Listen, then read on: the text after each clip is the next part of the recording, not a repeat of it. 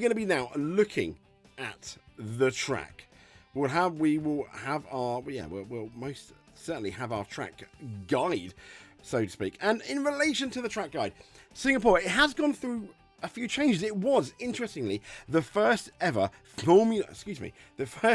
Formula 1 night race, which I think is absolutely amazing. And it was in 2008, and a certain Fernando Alonso won.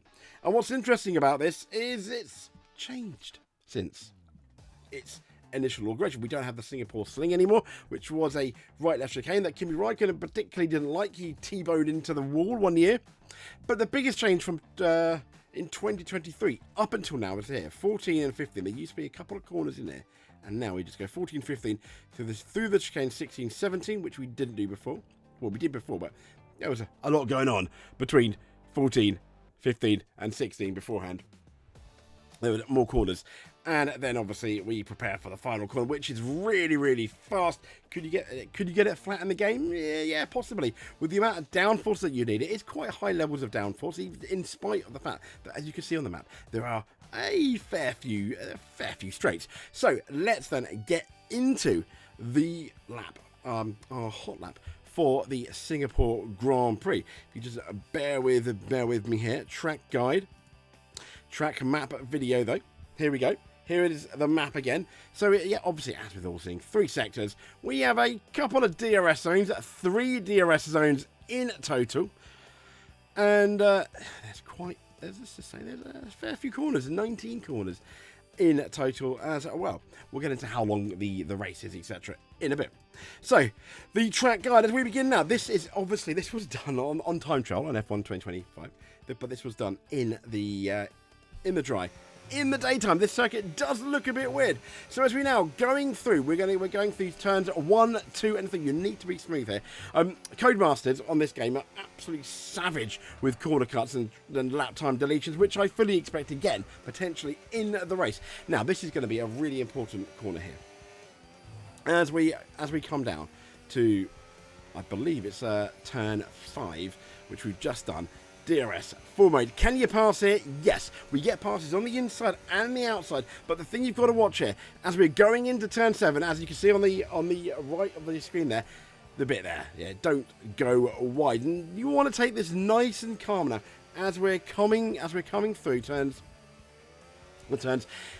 onto another, let's be fair, this is a fairly reasonable straight, isn't it? Into a hard braking. Now it gets really, really Mickey Mouse as we're going right, left, into essentially what's going to be another DRS zone. As we come here, this corner here, absolutely punt it out of the corner in the second DRS zone into turns 14 and 50. They do come quicker than you probably like. Nicely done here. It's easy to move too far there and get a track deletion. I don't know why Codemasters sort it out though. And to what is ultimately another DRS zone as we go into turns 16 and 17. We didn't really see an amazing amount of passing here since the 23 changes, but still, I think it helped with the circuit flow. Now, into the final 2 corners, yes, you can pass into that first corner. It is a relatively short straight though, so you've got to be right behind them on the turbo, or on the ERS, on the DRS, and absolutely savage them going onto the inside. So let's talk about the circuit a bit then, shall we? And this is Singapore.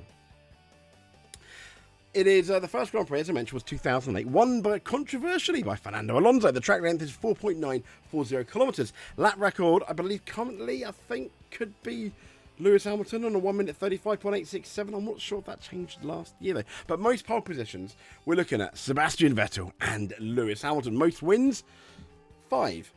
By Vettel. In terms of the poles, it was 4 that both Hamilton and Sebastian Vettel shared. Now, due to the physical demands of the climate and the circuit, drivers can lose as much as, get this Weight Watchers, 3 kilograms in body weight over the course of a race in Singapore. Pole to the turn 1 braking point, interestingly, is 178 meters. Not amazing amount, but enough to make a difference. Now, overtakes completed all the way back in 2023. Yes, you can overtake it. 85, believe it or not. there is so far a 100% safety car probability. Can we change as you see that massive lockup? Maybe. The pit loss time, we could be looking at maybe a 1 or 2 stop. We'll see, but it is a 29.02 seconds. So remember, it is quite lengthy. And that's from the last 6 races in Singapore, like a rough, let's say, guesstimate.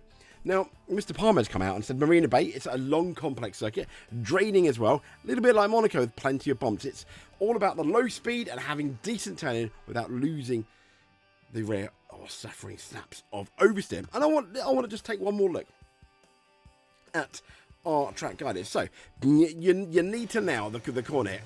Absolutely hoon it down there. Don't go too wide. You can pass. There is plenty of room to the left, and if you even go to the middle, you can pass on the outside as you come into this corner. But we do see on lap 1 a lot of let's just say rubbins racing, etc. And people, as you can see to the right, to the right of you there, people go off and they just carry on down. And once again here, people bumping around. It is quite a chaotic first couple of corners. Now, this is normally the first chance of any overtaking. As we slide it into here, you need a decent exit. You want almost to be a bit slow going in and absolutely punch it going out. Controlled going in. What you don't want to do, as I'm taking a drink, is absolutely lose it coming out of here. And then lose all that potential time you've got then with the DRS, your energy recovery system on full power. You can pass down there. But as I mentioned, as we're slowing down, and as you can see to the right of you, just above where the hot lap sign is, you can see the curb. We have seen passes on the outside here, and obviously they don't count. And if all 4 of your wheels are outside of this, sadly, the lap will very much not count either, which is going to be a massive bar.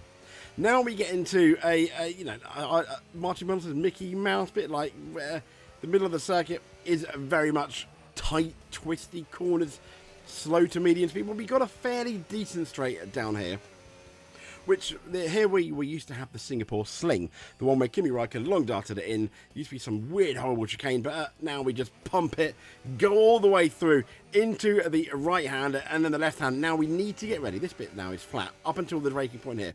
You'll see a lot of people getting it wrong here, snatching a brake as we did on the tyres. This is really important now. Now they're normally you can go alongside it, and there's always 2 racing lines if you're racing someone. There's the tight line and the wide line. We pretty much take neither of them.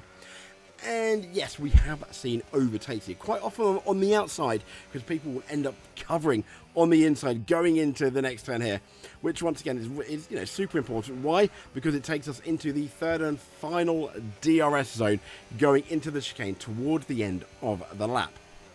And from the, as I mentioned, from the top of my head, didn't see too many overtakes on this particular section, but there we go. And once again, those final corners, make it count. Absolutely make it count. So that's our track guide for the Singapore Grand Prix. A race that's normally one of the longest of the year, really. Not quite, but nearly the full 2 hours, like Monaco, with its 3 DRS zones.